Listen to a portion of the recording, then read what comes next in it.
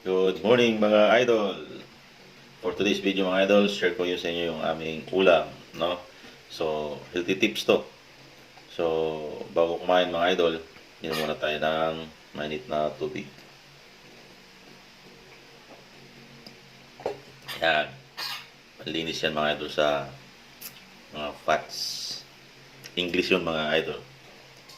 So, yung i-share ko sa inyo ngayon mga idol ay yung aking ulam. Ayan. Wow! Hindi yan siya fried chicken, kundi air fried. So, healthy siya mga idol kasi nga sa air fryer siya niluto, no? So, wala siyang mantika. Kumbaga sa ano, nasagad. Partneran natin sa idol ng yan. So, anong gagawin natin? Kain na tayo, ha? Ayan mga idol, oh. Crispy. Nakamarinate na to siya mga idol. Minarinate ng kapitbahay. Butihin kapitbahay pala. Ayan. So, magkakamay tayo. Yan o. Crispy siya mga idol. Maano siya. Malasa. Kasi, ano tawag nito? Nakamarinate siya. Pag marinate mga idol, ano lang? Tuyo, kalamansi. Bawang, tapos na rin yung chili. Kaya chili siya. Tapos, malasa siya. Sabi nga, sagad hanggang buto ang lasa.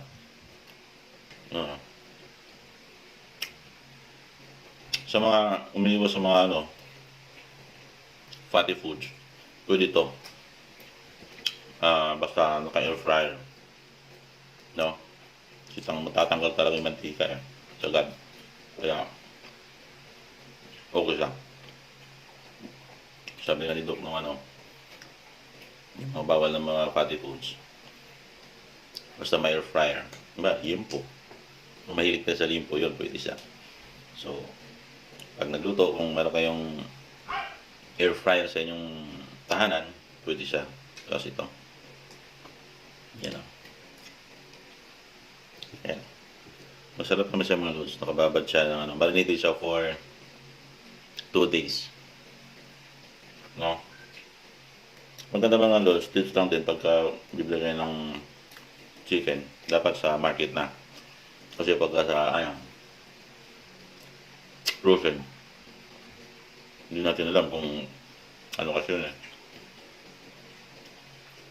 Kailan pa yung tinatay. May maganda sa palengke. Perfect. Tingin din tayo sa pamimili kasi nga baka mamaya pinaputok yan o di kaya yung alam mo yung nilalagay ng tubig yung manok yung na-injectionan. Akala mo malaki tapos mabigat pero kapag niluto mo na lumiliit yung ano laman. Ganun siya mga lods. Okay? So, kain tayo. Crispy talaga siya mga lods sa malasa. Malasa.